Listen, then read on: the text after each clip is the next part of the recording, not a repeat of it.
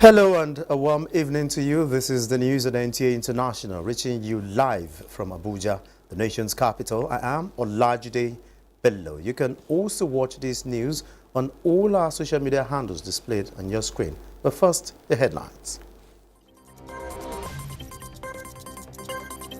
Talks intensify in Cairo to secure deal for ceasefire in Gaza and release of hostages.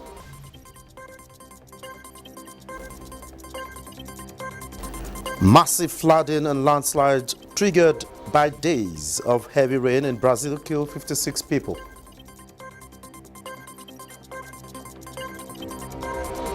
Plus, homeless migrants stage protests outside United Nations office in Tunisia demanding evacuation.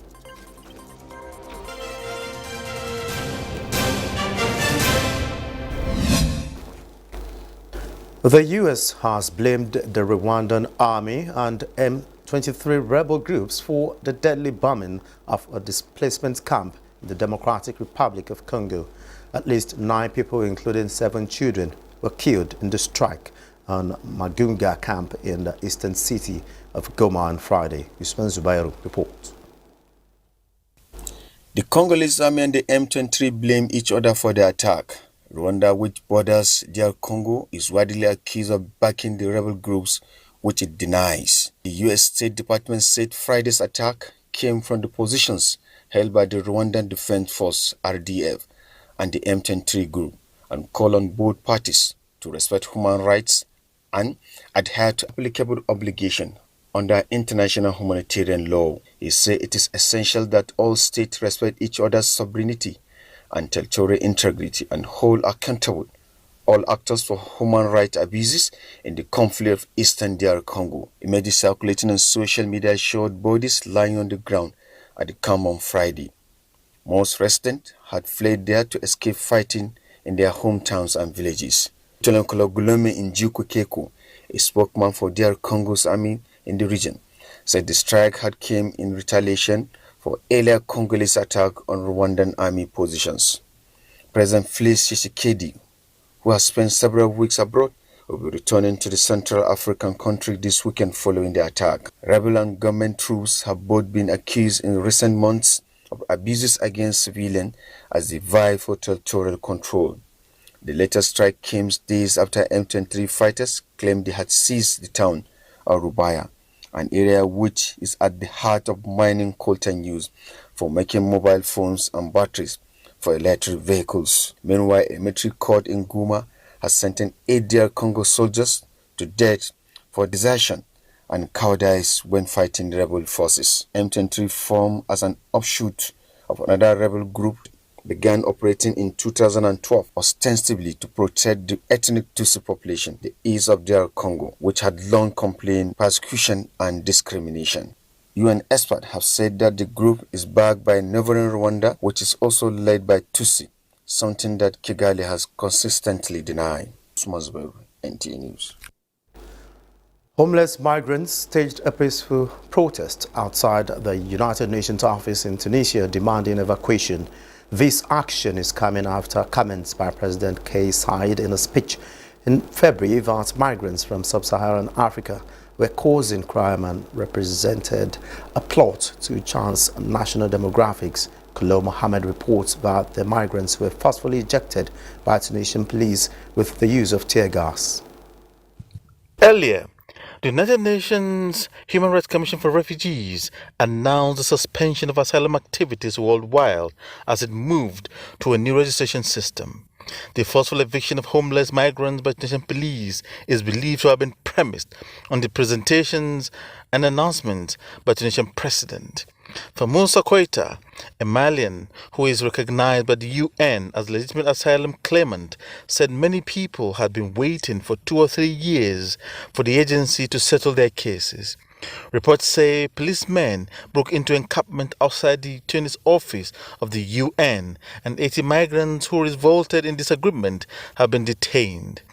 Interior Ministry spokesman Fakir Bougza said the police intervened at the request of the UNHCR, resulting in forceful eviction as the migrants were also in disagreement with the residents of a plush lakeside neighborhood that is adjacent to the UNHCR office in Tunis. These, some say, the outcome of renewed efforts by the European Union to control illegal and uncontrolled movement by illegal migrants from Africa into Europe, which the EU says brings about overstretching of resources and the rise in epidemics and crimes. This measure is to ensure a lock on the jetty in Tunisia, through which overcrowded sinking dinghy boats move illegal migrants through the Mediterranean Sea into Europe. Many Africans, including pregnant women and children, mostly from troubled African countries, running to evade persecution, have been captured, either enslaved, deeply abused, or repatriated to new lands alien to them and also far away from their homelands. Troubled migrants usually tell news agencies they prefer new unknown lands over being sent back to their homelands. Some parents here in Tunis have reported missing children and even infants after the forceful eviction by Tunisian police. Kolo Muhammad, NTA News. The labeling of Japan as xenophobic by Joe Biden was unfortunate and not based on an accurate understanding of the country, Japan's U.S. Embassy says. Ismail Zubairu reports. The president said during a campaign fundraising event earlier this week that Japan, India, China and Russia don't want immigrants. The White House has said he meant no offense and was merely highlighting U.S. immigration policies. The comment, however, had thrown scorn from some U.S. and foreign observers. Japan embassy said on Friday that it was aware of this clarification, but described unfortunately some of the comments were not based on an accurate understanding of Japan's policies. Speaking to a largely Asian American audience on Wednesday, Mr. Biden said, "Why is China stalling so badly economically? Why is Japan having trouble? Why is Russia? Why is India? Because they are xenophobic. They don't want migrants." The U.S. government later clarified that his comment was meant in the context of explaining that the U.S. is a nation of migrants and that immigrants make U.S. stronger, and did not have the intent of undermining the U.S.-Japan relationship. Japan's embassy said on Friday that it was aware of the clarification, but unfortunately some of the comments were not based on an accurate understanding of Japan's policies. Japan's traditionally strict immigration policies have been losing in recent years to address a steadily shrinking population. Mr. Biden's comment came less than a month after he called the U.S.-Japan alliance unbreakable during a state visit by Japanese Prime Minister Fumio Kishida to Washington. The embassy said the visit showed that the U.S.-Japan relationship was stronger than ever. Mr. Biden's comments were also criticized by China. India's government has not directly responded to Mr. Biden's comments. However, Madhaban, an Indian economist and journalist, told the Abu Dhabi-based international newspaper that it was incorrect to say his country does not want immigrants. Usman Zubairu, NTA News. The death of Yaya Dillo, the main rival of transitional Chadian President Mahamat Idris Deby in the upcoming elections on the 6th of May, has deepened the political strife plaguing the country. Kolo Mohammed tells us more.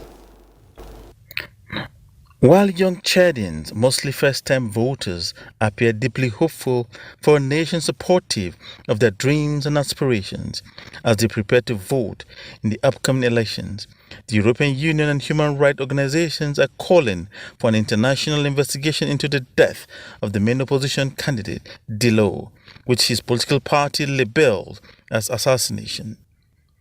The presidential election is to ensure the return of constitutional rule to Chad 3 years after military authorities seized power in a coup led by Deby. However, Dillo's death in a shootout has thrown a dark shadow over the polls. While the junta says Dillo instigated an attack against Chad's main security agency, however, his social party Without Borders maintains that he was murdered. While the junta works to have a nudge of the international community, Chadians remain hopeful for leadership that will ensure life and living and livability across social, political, financial, and cultural high grounds for the good of all. Most people say they expect sufficient provisions to broaden educational opportunities, social structures, adequate power supply, stability in global trade, and ease of doing business. Concerns were deepened after the head of the junta announced that he was running for president in the election he is planning to hold in the country. Kolo Muhammad, NTA News. And efforts have intensified to secure a deal for ceasefire in Gaza and the release of hostages, with talks resuming in Cairo on Saturday. Hamas said its delegation was traveling in a positive spirit after studying the latest truce proposal. U.S. Secretary of State Antony Blinken said taking the ceasefire should be a no-brainer for the militant group Hamas. Negotiators have returned to the Egyptian capital to resume long-running talks brokered by Egypt and Qatar that would temporarily pause Israel's offensive in Gaza in return for freeing hostages. In a statement released last night, Hamas said it wanted to make sure the agreement on the table, which suggests there are areas where the two sides still disagree. The main issue appears to involve whether the ceasefire deal would be permanent or temporary. Massive flooding and landslides triggered by days of heavy rain in Brazil's southmost state have killed 56 people. Officials say another 67 people are missing in Rio Grande do Sul. Jumai Stephen reports. Nearly 25,000 residents have been forced to leave their homes since the storms began. At least 500,000 are without power and clean water, with further rain expected. The extreme weather has been caused by a rare combination of hotter than average temperatures, high humidity and strong winds. More than half of the 497 cities in the state have been affected by the storms, with roads and bridges destroyed in several areas. The storms also caused landslides and the collapse of a hydroelectric dam near the city of Bento Gonçalves, killing 30 people. Authorities say a second dam in the area was also at the risk of collapse due to rising water levels. In Porto Alegre, the regional capital, the Guiabo River broke its banks, flooding streets and submerging sub-neighborhoods. Porto Alegre's international airport has suspended all flights for an undetermined period. Brazilian President Luiz Lula da Silva has visited the region, promising help from the central government. Meteorologists have predicted further rains to fall in the region as a cold front moves across it. Last year, more than 30 people were killed in a cyclone in Rio Grande do Sul. Brazil's National Institute of Meteorology attributed the increased intensity and frequency of rainfall to the El Nino climatic phenomenon. Jumai Stephen, NTA News. And cocoa prices have soared in the international markets to more than $10,000 per ton in recent weeks. As a result, prices have risen from $1.15 to $12 per kilogram of beans in Cameroon. This is linked with the scarcity of the beans due to adverse climatic conditions, and the content producers in Cameroon are now struggling to keep their businesses afloat. Pascal Nsama is a cocoa farmer in Cameroon. He inspects his farm in anticipation of the next harvest. Pascal complains of the scarcity of beans and blames the archaic everyday working conditions. There are a lot of challenges, as you can see. There's the climatic phenomenon that's currently raging because the fields are threatened by the climatic changes we're experiencing, especially the hot weather, which means that cocoa has to adapt to this new climate, which is very hostile, and that's why you've seen a drop in production over the years, precisely because of this challenge. The other challenge is that we need the means to modernize the way we produce cocoa. Let me explain. Instead of using old-fashioned equipment like machetes and so on, we can use brush cutters, for example, and equipment for fermentation and drying. Nsama says half of the farmers have been losing their harvest due to the current climate condition. As a result, the price in Cameroon has risen fivefold.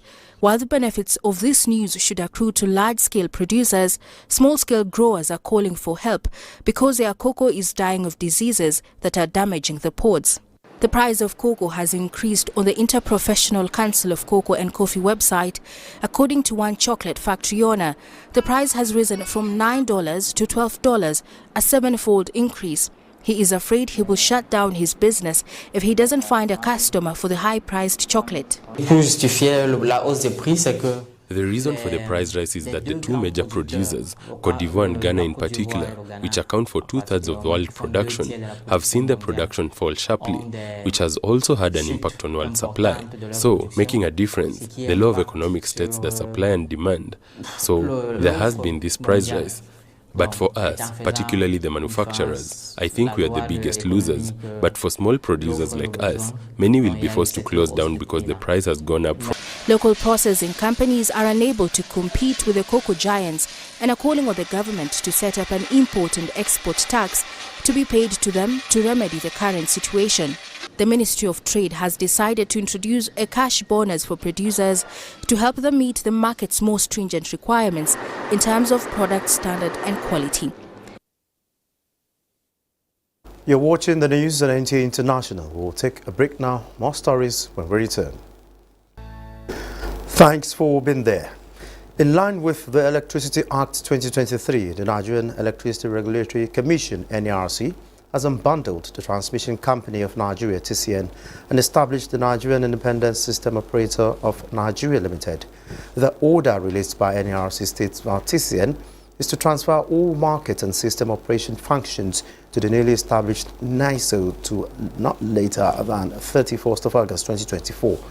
The order directs the Bureau of Public Enterprises to incorporate a private company limited by shares under the Companies and Allied Matters Act by May 31. NERC outlines NISO's responsibility to include managing assets and liabilities related to market and system operation on behalf of market participants and consumer groups. The new independent system operator will also negotiate contracts for ancillary services with independent power producers and generation licensees.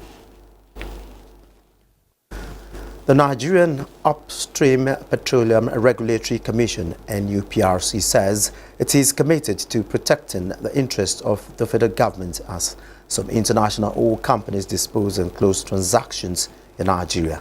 Lydia Sampson reports. Divesting Group and the Buying Group brought together face-to-face by the NUPRC, the regulatory agency mandated by the Petroleum Industry Act to ensure transparency in the process. Benga Komolafe says, armed with the legal backing provided by the law, the Commission is determined to ensure adherence to divestment guidelines from all parties. The President, in his capacity as the Honorable Minister of Petroleum, has directed the Commission to ensure a smooth entry and exit framework for the ongoing divestment by the divesting entities. To this end, we have implemented robust measures to streamline the regulatory oversight and procedures and eliminate unnecessary barriers to investment.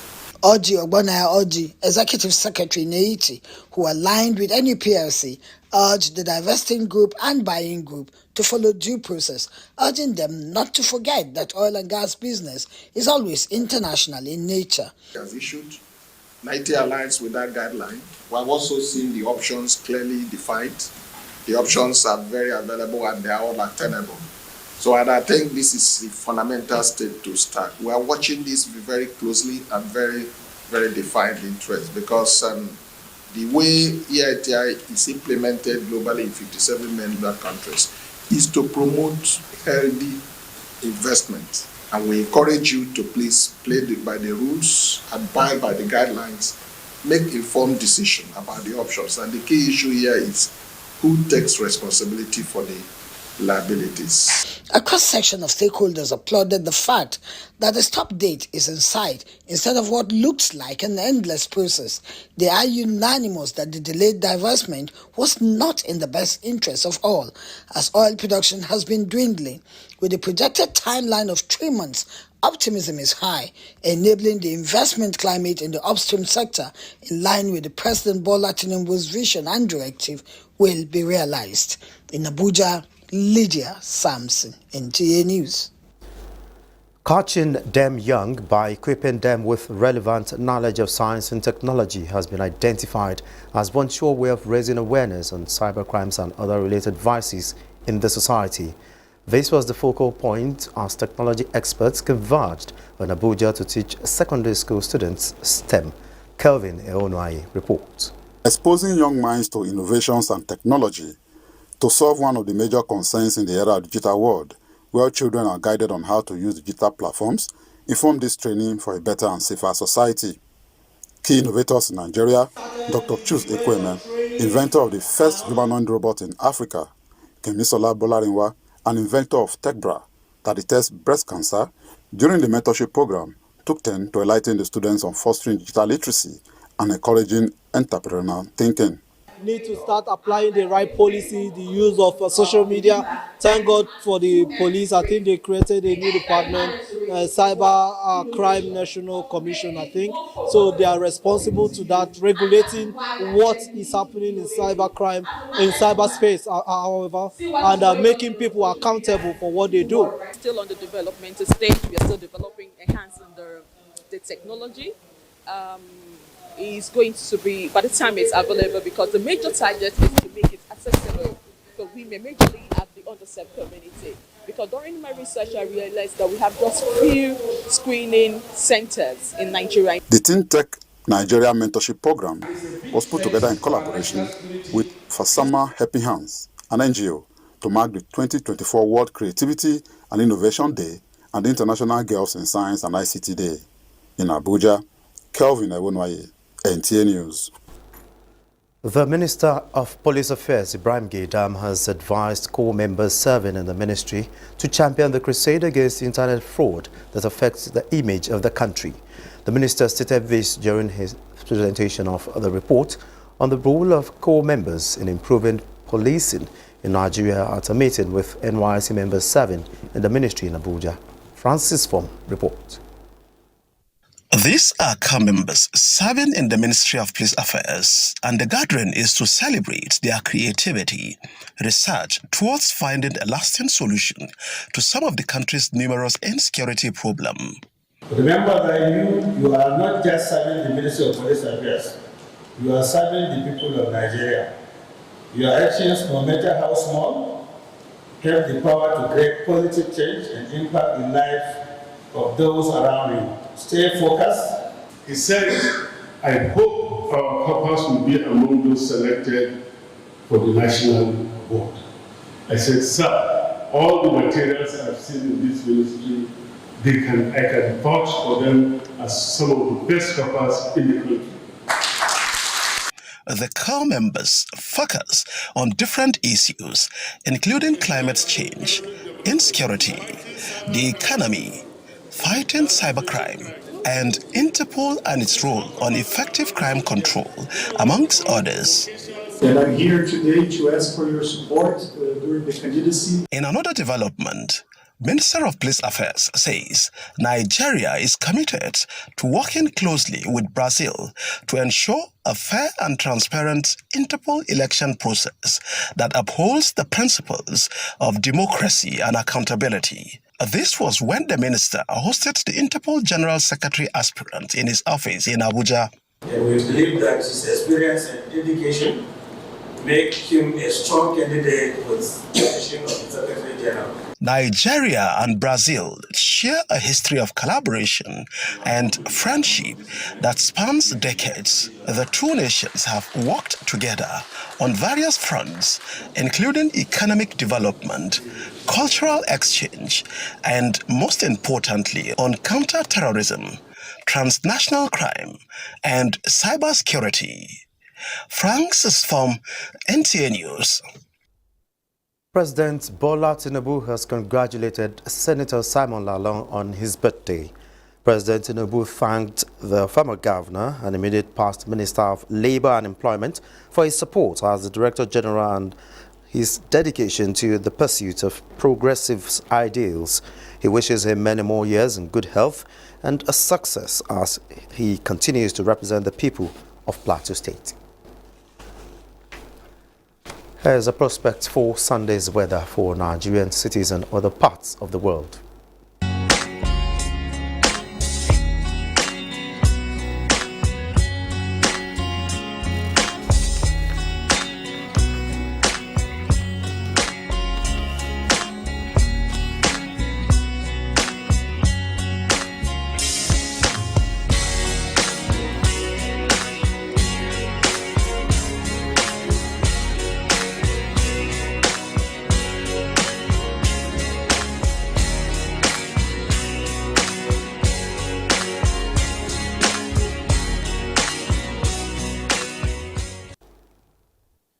And this is where we end the news on NTA International. Many thanks for being a part of it. I am Olajide Bello.